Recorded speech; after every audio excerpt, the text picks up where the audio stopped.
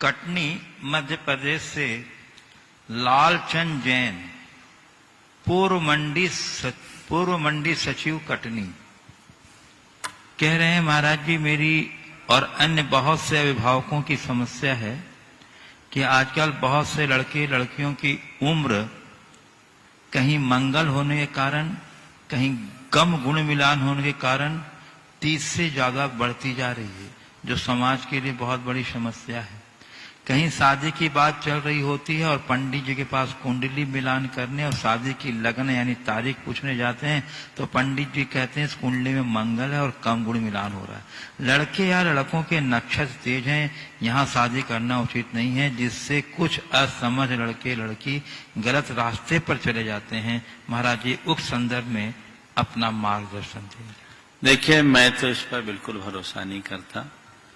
मैंने ऐसे अनेक उदाहरण देखे हैं जिनके 36 गुण मिले हैं और 36 का आंकड़ा है, और बहुतों को ऐसों को भी देखा है जिनने कुंडली नहीं मिलाई पर जीवन की कुंडली मिल रही है और शानदार पारी चल रही है। शायद भल्लू काका की भी यही स्थिति, बिना मिलाए शादी की और शादी की 50 साल की शानदार पारी, अभी 50 हो गए पूरे, बाकी है 50 पार कर चुके और शानदार चल रहा है। तो ये उदाहरण है। तो कहने और अभी दोनों नॉट आउट है, बढ़िया चल रही। तो ये चीजें हैं, तो इन पर मैं तो विश्वास नहीं करता। अब जिनका मनोबल कमजोर है वो विश्वास करते हैं, उन चक्करों में कई लोगों को मैंने देखा है अच्छे अच्छे संबंधों को छोड़ देते हैं। ये एक प्रकार की कमजोरी है। मेरा मानना है कि आज के दिन में तो जन्म कुंडली प्रासंगिक है ही नहीं। क्यों नहीं है? मैंने अनेक बार बोला, क्योंकि अब जन्म ही नैसर्गिक नहीं है। अब तो जन्म बाद में होता, कुंडली पहले बन जाती है, पहले से डायरेक्ट डेट दे देता है, ऑपरेशन से बच्चे होते हैं, तो फिर कुंडली का मतलब क्या? दूसरी बात, पहले बच्चों का जन्म घरों में होता था तो वहां की उसकी जन्म पत्री वहां के अक्षांश देशांश से होती थी। अब तो सबका अस्पतालों में होता है। अब मान लीजिए कटनी या जबलपुर जैसी जगह है तो यहाँ 100-200 किलोमीटर के एरिया के लोग आकर के यहीं डिलीवरी कराते हैं, और हो सकता है कई लोग हैं जिनको यहाँ नहीं, तो बोला भैया हमको मुंबई करना है, हमको दिल्ली करना है। अब वहां आदमी जन्म लेगा तो व्यक्ति कटनी का था और उसकी डिलीवरी दिल्ली में हो रही है, तो जन्म पत्री तो दिल्ली के बनेंगे। तो ये स्वाभाविक कहां हुआ? हाँ, कोई व्यक्ति स्वाभाविक तौर से कहीं यात्रा पर जाए और वहां उसका जन्म हो जाए तो वहां से जन्म पत्री बने, कोई दिक्कत नहीं। लेकिन इस तरह अपने चॉइस से ऐसे स्थानों का चयन करना।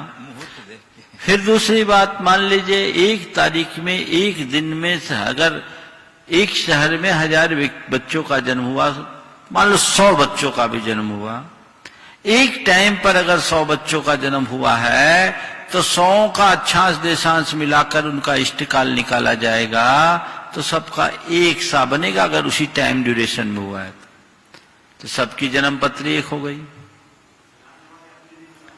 हाँ, सबकी जन्म पत्री एक हो गई। हाँ हाँ, एक बता रहा हूं, अभी आ रहा हूं आगे।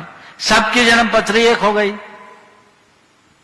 तो अब जन्म पत्री में इतना दिमाग लगाने की क्या बात? अभी नीचे से कह रहे हैं देव कुमार जी कि वो पंडित लोग अपनी कुंडली नहीं मिलाते हैं।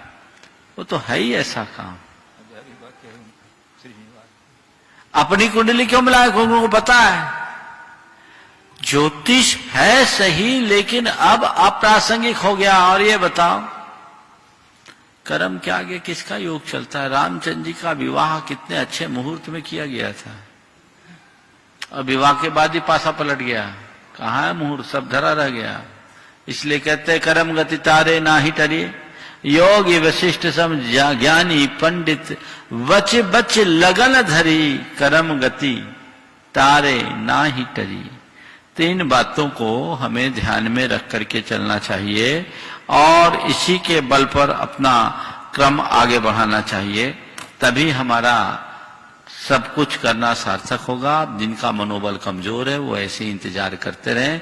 मैं हमेशा कहता हूं कुंडली मत मिलाओ, मेंटल वाइब्रेशन मिलना चाहिए। जिनसे मिलकर आपको लगने लगे कि ये संबंध हो जाए तो सबसे उत्तम। समझ लो सब कुंडली मिल गई, समझ गए? वेवलेंथ मिलनी चाहिए, तब आप अपने जीवन को ज्यादा सफल और समर्थ बना सकेंगे।